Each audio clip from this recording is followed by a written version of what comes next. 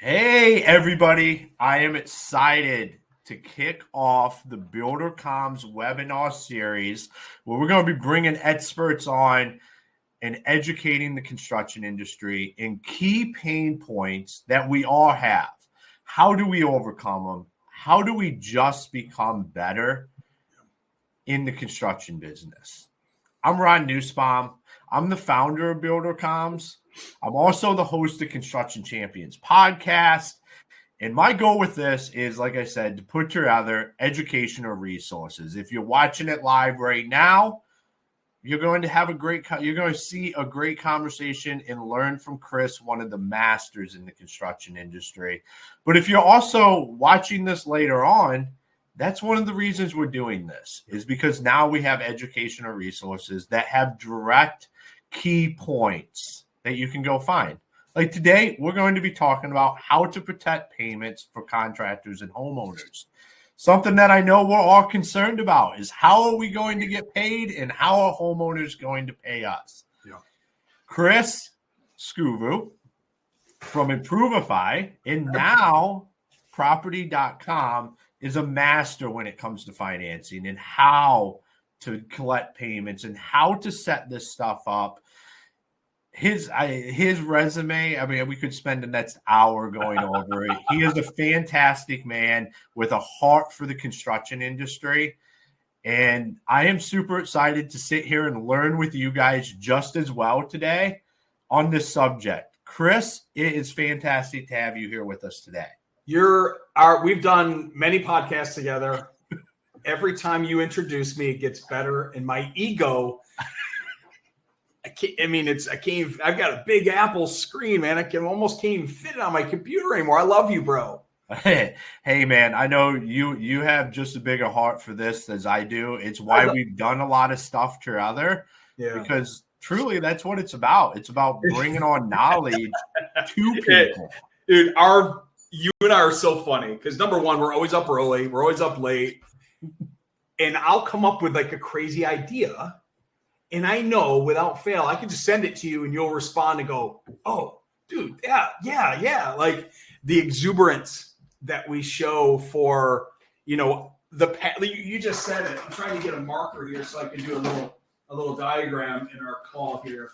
Because I don't have my whiteboard. Got a beautiful office here. My wife took my whiteboard away. Yeah, I was going to say the whiteboard's gone. That's like a staple. Dude, it was a staple. She's here. She's the COO. She runs Improvifi now. I'm just an investor and a founder.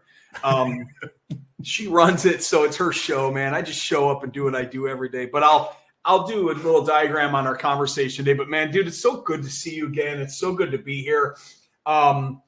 Let's just get it off the table because a lot of people are asking, dude. I mean, I just got a call literally 30 seconds before we started this from John Federa. John is one of our partners in Improvifi on the business lending side.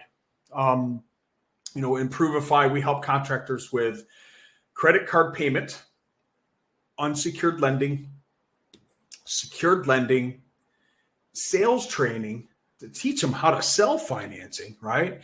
And then we have a business capital side. So we provide financing to businesses, lines of credit, equipment loans, SBA, right? So John calls me. He's like, bro, what's going on, man? He goes, I just saw your announcement. What happened to Improvifi? I'm like, nothing. Like, what are you talking about? Like, we have 300, 400 clients organically that reach out to us a month. Everything's fine. Like, we're killing it. We're crushing. Like, Tiffany's over here studying for her mortgage license because we're going to actually be able to close loans for contractors now at the point of sale. Everything's going great. I'm like, why? He goes, well, I just saw this announcement for Property.com. What happened? And I go, well, nothing.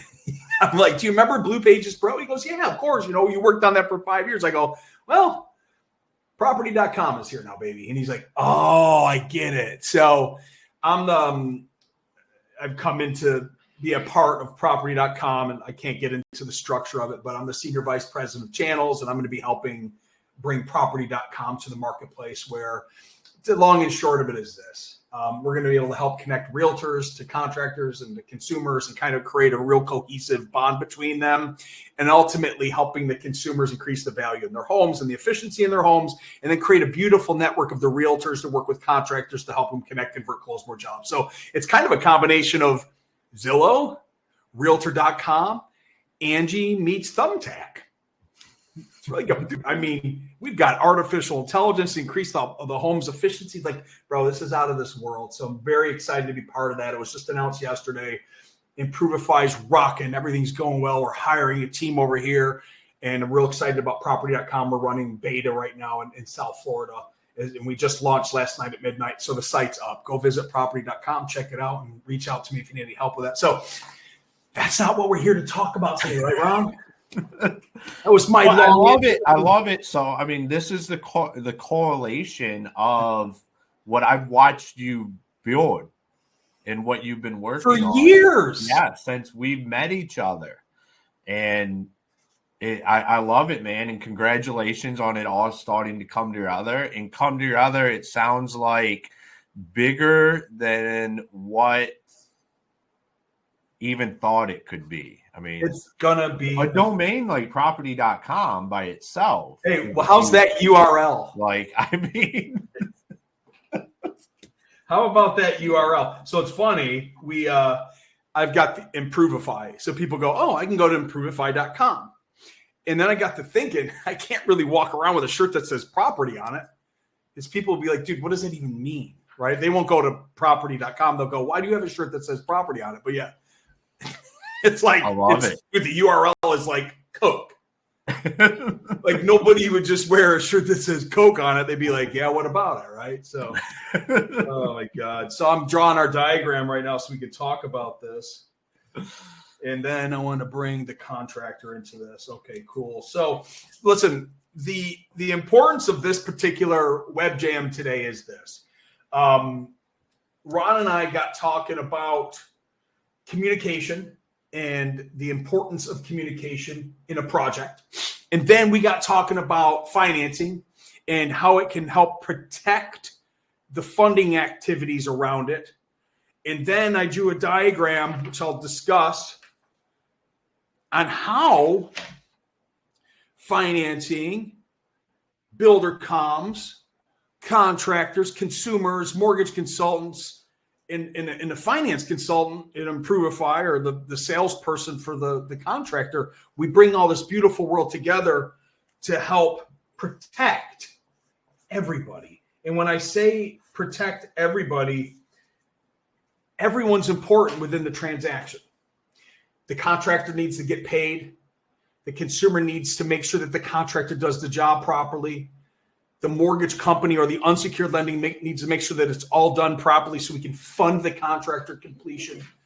And then the sales rep needs to get paid. So there's risk involved in the contract process. And I got into a conversation with a guy yesterday. He was so confused. He goes, nice guy, nice kid, been in business for 3 months, plumbing company out west. And he's like, Chris, I don't understand. He's like, why can't I get enrolled for unsecured lending? It isn't me that's, applying. It's the consumer. I said, great question. Let me explain. First and foremost, this is like real lending. It's like real risky lending. He's like, I don't understand. I said, okay, let me put it to you this way. I'm a human being. I've got a credit score, and I'm going to lie about my debt to income, my income. So I just got approved because I've got an 850 FICO. And I make $450,000 a year, and I got approved up to $150,000 of unsecured funds. Anybody listening to this, unsecured funds means it's not secured to the home. It ain't secured to the property. It ain't secured to the car. It's secured to me, the human being that has a great credit score and a stated income of $450,000 a year. Cool. So I'm approved. Now I'm a human being out here. I'm floating in the world. And then this contractor's floating in the world. And nobody knows who the contractor is. They don't really know. They apply, they get registered, they send their EIN in, a bank number, they do some compliance stuff, they call to make sure he's a human being, and they approve him. So the $150,000 transaction takes place in my house for me to get a new kitchen and floors. Remember, this is unsecured. So the contractor finishes the job in a month. He reaches out into his portal at the lending. He presses a button that says pay me. And this fictitious Scoville says, yeah, pay him. And the money goes directly ACH'd into the contractor's account. $150,000 of unsecured funds. So I explained it to him. I said, how risky is that? Would you lend your money to somebody out in New Mexico that you've never met? His name's Chris Scoville. And he says he's got money and he's got a good credit score. And he went through the system and applied and he got approved. And then you got this contractor in Connecticut that you've never met. But he gave you an EIN and you wouldn't put him through compliance and you call him. You just gave $150,000 to somebody you don't know, to a lender that said that they are who they are. I said, now think about the risk. And he goes, damn, dude, I get it now. So there's an inherent risk from an unsecured lending standpoint to make sure that they're vetting people properly. And that's why every contractor can't just enroll and get unsecured indirect lending. Because you see, this type of lending is closed looped and it's different. Indirect merchant lending is different than going to get a personal loan. Because me going to like some place to get a personal loan, I'm getting the money, Chris Scoville, and then I give it to the contractor, which is totally different than indirect merchant lending. So that's number one, why the lenders have to protect their assets and protect their company so they can stay in business to vet these people out. So that's number one. I think that's fitting for today's conversation as well, because we want to make sure that we keep the lenders in business so we can keep lending money. We want to make sure that we're sending the money to real contractors that are real contractors. We want to make sure that the consumers are real people. But the goal is, how do we protect that entire transaction? So you and I were chatting last week. We were talking about progress pay, and we were talking about how Builder Comms is so cool because you have a communication device that allows all parties to be party to the transaction. Now, in this particular scenario today that I wanted to discuss, we're going to talk about a mortgage loan, not an unsecured loan. I want to break this down to the simplicities of at Improvifi. We've got a secured loan, which is a closed-end second high loan, home improvement loan that we have. It's a proprietary product.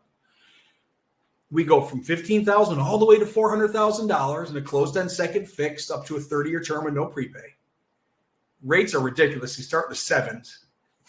They're amazing, and they can use the money for anything. So the risk and the question comes into play. How do we make sure that contractor gets paid? How do we make sure that the contractor, the sales pro, let's call him the consultant, is part of this transaction? How do we make sure that the consumers in communication with what the hell is going on with funds? And then how do we let the mortgage company get tied into this thing to make sure that the money goes where the money's supposed to be? So let's first start with the transaction. This making sense so far? Absolutely, man. Cool. So 100% makes sense. I do kitchens. I come to Scoville's house. Tiffany applies. She's got a $1.5 million house on the Intercoastal in Deerfield Beach. She owes $400,000 on the home. The project's going to be $100,000. She applies through the Improvifi secured lending solution at the point of sale. 5 minutes later, she's approved with a soft credit pull. Congratulations. Your interest rate is 7.43. You can draw this $100,000 out to 30 years. Payment's ridiculously low. Fixed rate, non-adjustable. We're all happy. So the deal is closed, and the contractor's got the contract signed. The money comes to Tiffany in about 5 to 7 days from the lender because we don't have to do an appraisal. We do an AVM, and it's all electronic, paperless process. Tiffany gets her $100,000. Does the contractor know that Tiffany got the money, Ron? I'm guessing not. No, right? Because there was no communication. We trusted that Tiffany applied. We trusted that the lender funded her. She signed our contract for services, which isn't binding because, it's just a contract. She can walk away and decide she doesn't want to do it. There's no money being exchanged. So we've really lost control, right? Now, something better, a better scenario is this. We show up as the contractor. We have her sign the $100,000 job. She gets approved. And then she signs the contract. And then we use Builder Comms to communicate. So all parties are party to the communication that takes place. They log in, they register, she's in the circle. The contractor consultant pro is in the circle. When Tiffany gets her money, she's communicating to the contractor, we're funding in 5 days. Contractor's pulling the permits or is ordering the permits and ordering product on this particular job and communicating back to Tiffany that that's taken place.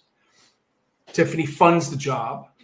This contractor happens to take 30% down because that's the cash initiative on the front on their line item cost breakdown. So then Tiffany pays the contractor that money directly to him. He puts it in the account, a holding account, right? Because that's part of the line item cost breakdown or the draw press or the progress pay. And he starts the project. Now the guy comes out. Tiffany and her family move out to an Airbnb for 7 days. They demolish the floor. They take out the kitchen. The contractor is sending pictures of the demo and the destruction. And if anything pops up, that's a problem. Because when they went to the laundry room, they had to level out the laundry room 3 inches because it was a drop. So the contractor goes to Builder Comms, takes pictures and sends it to Tiffany because she's in the Airbnb down the road. Tiffany ran into a problem. We knew this might have happened because your house is old and it's unlevel. How would you like to proceed? Would you like a 3-inch drop or would you like this to level this out? Here's the pictures. Tiffany gets a notification. She ain't super excited about it, but it is what it is. She communicates back to him via Builder Comms. Yes, please do the raise and add the laundry room in. It's going to be additional $1,500 for flooring. There's a line item cost that has to change on the contract because it's a change order. They can do that electronically as well through Builder Comms. It's all recorded. So we've got funding, communication, pictures, communication, pictures, communication. The circle is moving. The circle is moving. Everyone's in communication. Project goes. It's clean. The floor's in. The pictures have been sent to Tiffany. Congratulations. We've swept. We've mopped. We've sealed your tiles. Feel free to come back in anytime you want. Communication through Builder Comms. Tiffany's super stoked. Why? Well, because the contractor simply kept her in the loop about the subs and issues, and they've signed off on the change order. Now, final job is done. Now we're going to get our other percent. Maybe it was 50-50. Maybe it was 30-30-10. Whatever the line item is, doesn't matter. The job is completed. Maybe there's a permit to close out. Permit is closed out. Builder Comms. Again, communicate, communicate, communicate. We're communicating through Builder Comms through all the parties. The mortgage is funded. The consumers communicate, or the contractors communicate the consumer. Consumers communicate the changes. This protects the funding. Now, if there was no mortgage, this would be cash. Different story. Act like this is not a mortgage now. Act like this is unsecured lending. And our unsecured lending partners, if you've been in business for 3 years and qualify, allow progress pay. Now we're going to talk about the protection of how unsecured funds protects in the transaction. This is now the money's going to the contractor, not to the mortgage company, the consumer. Now the contractor is really you're talking directly, right? Yeah, like it's the consumer never touches it. The consumer never gets the funds. So here's how this process works. So that was mortgage. That was cash. Pretty cool. Like that we can control it through a communication device called Builder Comms. Is everybody's party to the transaction, even when issues arrive and change orders happen. We're protecting the funds. We're protecting the consumer. We're communicating. We're earning a 5-star review. Our goal through Builder Comms at the end of the day, folks, is to communicate so well that we're earning a 5-star review and referrals. That's all that this is. They're going to get the job done somewhere. Some sub's going to come in and put the floor in. They're probably going to do a good job.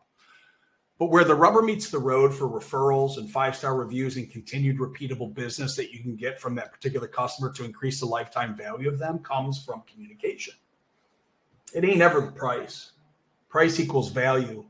And financing will allow all that to happen. Because if you can come to a monthly payment that everyone agrees upon, they're going to do business with you because they're going to do the job anyway. So it comes down really to price.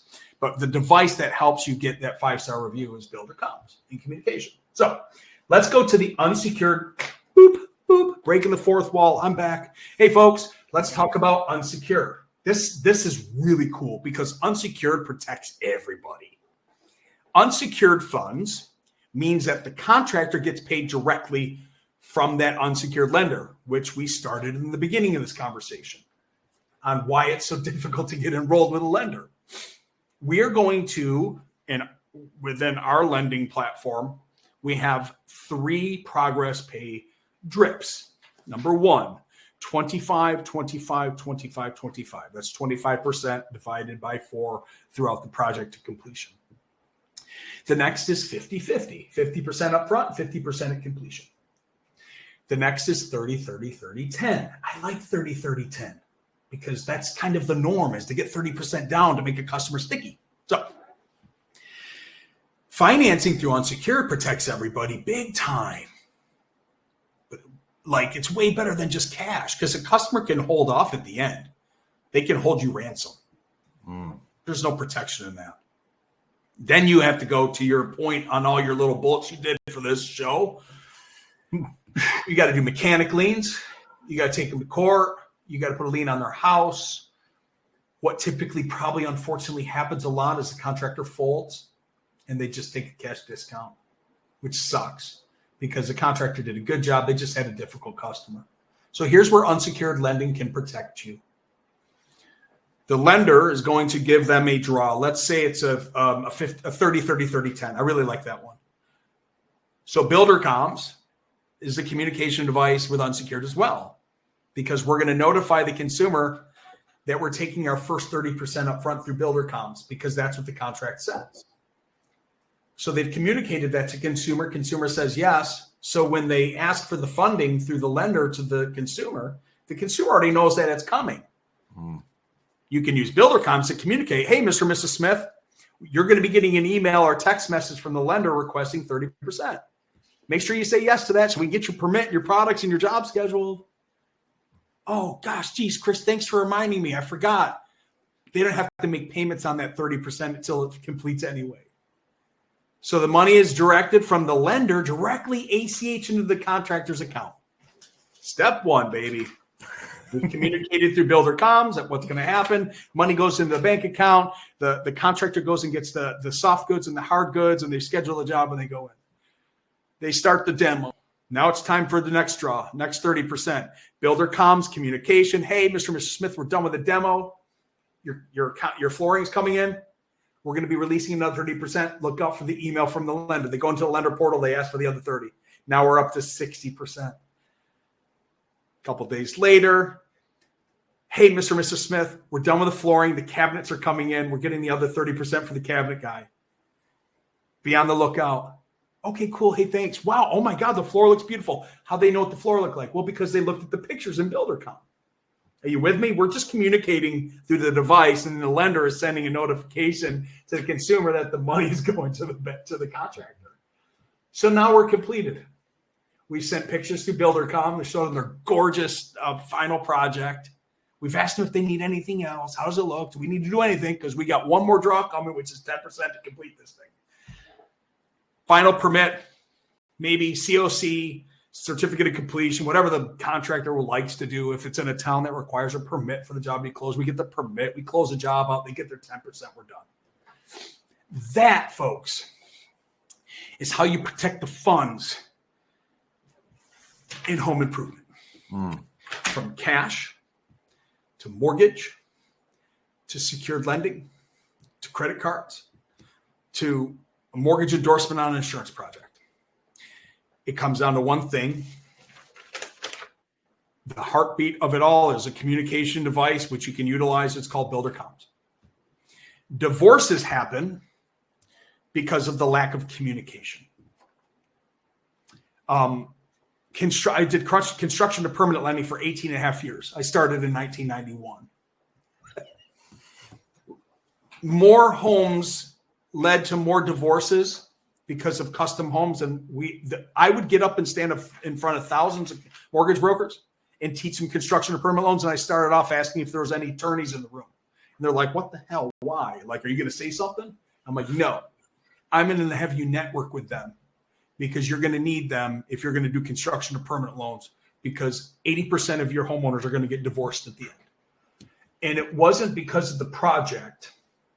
Wasn't because of the home. It was because of the lack of communication between the builder and the homeowners. They had no idea what was freaking going on. You can deliver good news and deliver bad news, but as long as you're delivering news, that's where it all matters. And that's how you protect your funds, folks. Okay.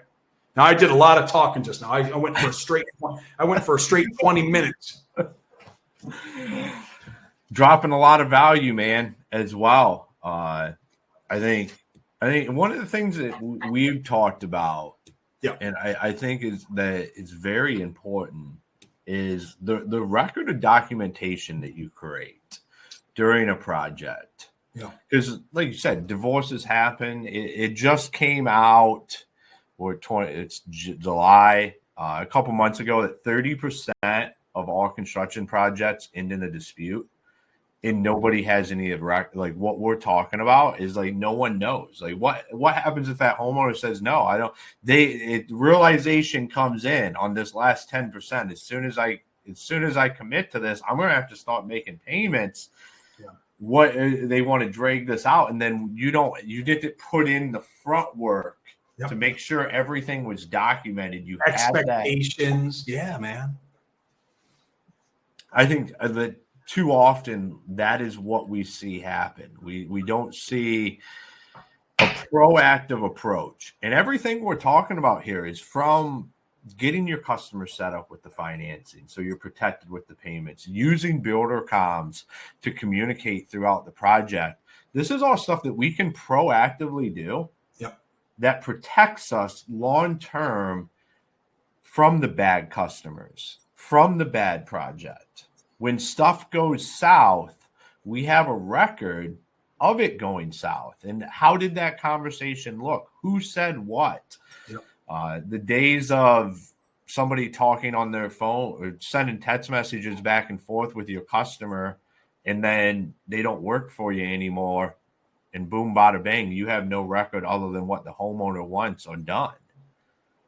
Ron, when we did our kitchen and floor, I was the GC. I subbed it out. I had another guy that kind of was the sub. Our flooring guys, God bless them, did not speak English. They used an app called WhatsApp. Yep. I don't know what the hell that is.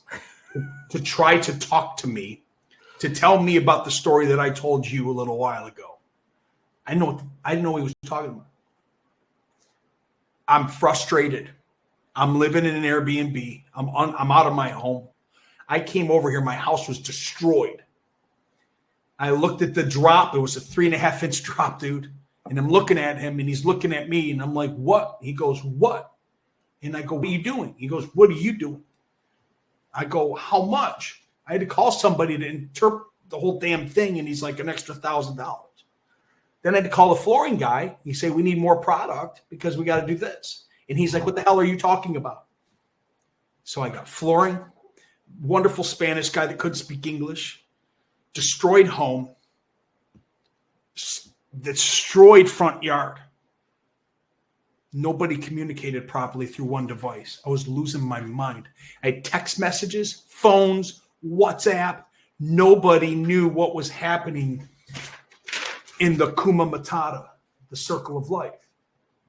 Nobody knew. If we had this freaking tool, everybody would have been communicating, and I'm sure that you've got a translator in it, right?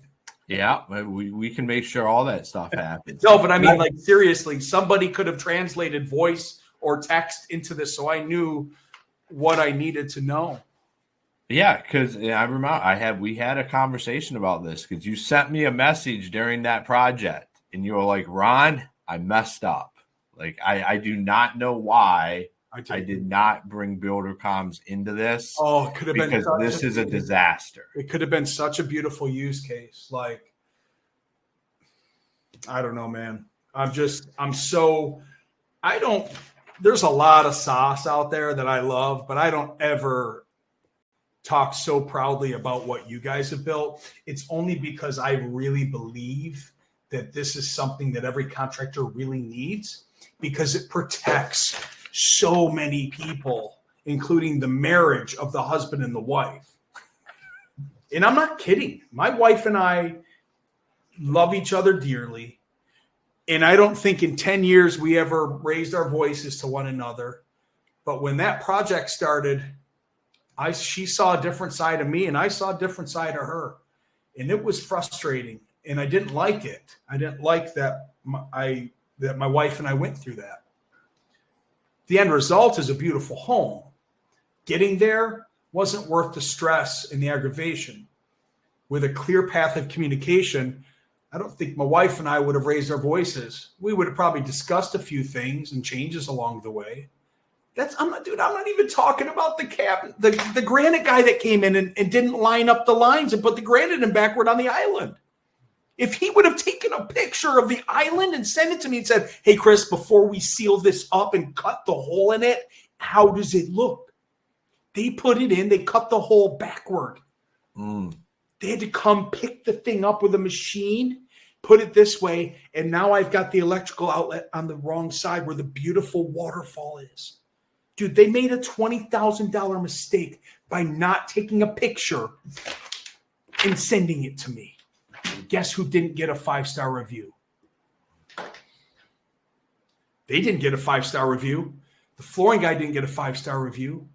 The only one that got a 5-star review was Dwayne, because he loved my dogs and he'd bring them cookies. He ain't ever called me back though.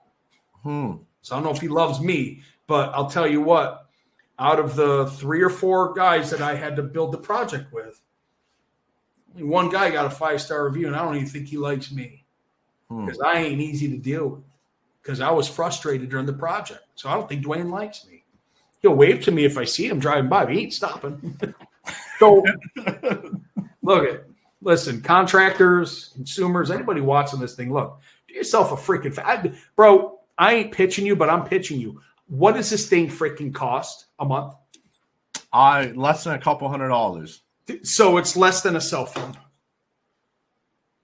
So you're telling me that one project can pay for this thing with the ROI, because I take a strong assumption that if I do a good job and I get a 5-star review, that consumer's going to tell 10 people that I did a good job. And out of those 10 people, I might get 2.5, 3 customers. Those are my numbers. If I do a good job, my contractors will tell 10 other contractors that I help them with financing. Out of the 10, 3 people have a problem that I can solve, and I'm going to help those 3. So I'm assuming that if you did a good job and you used builder comms, that contractor got a 5-star review. That consumer's telling his neighbors how awesome it was to communicate with them. So I don't know, man. Look, if you didn't read my post today, my passive aggressive post, contractors, you guys got to think. You got to think bigger, man. Like, stop thinking that this thing that costs, I don't know, $199 a month is a cost. It's a freaking investment and it will make you money. Like, you got to stop thinking small, guys, man. Use the freaking tool to help you build your business and get more 5-star reviews. There, it paid for itself. Done. I love it, man. I love it. So as we wrap up here, if anybody's wanting to connect with you, where's the best place? There's a lot of, you got a lot of moving pieces right now. No, I don't. It's real simple. I don't want people, look at many investors and founders own multiple companies. You can get a hold of me the same way. You can go to the Facebook, you can go to the Instagram, you can go to the LinkedIn, you type in Christopher Scoville, you'll find me. Or you can just go to improvifi.com, IMPROVIFI, and that leads back to me, and my team members will let you know like how we can help you. That's real simple. I'm not somebody that's impossible to get a hold of yet.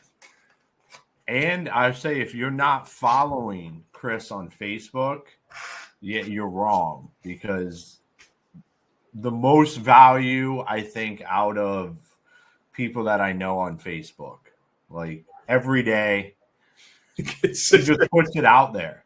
And it's not just like BS content. It's, here's what you need to do to just be better.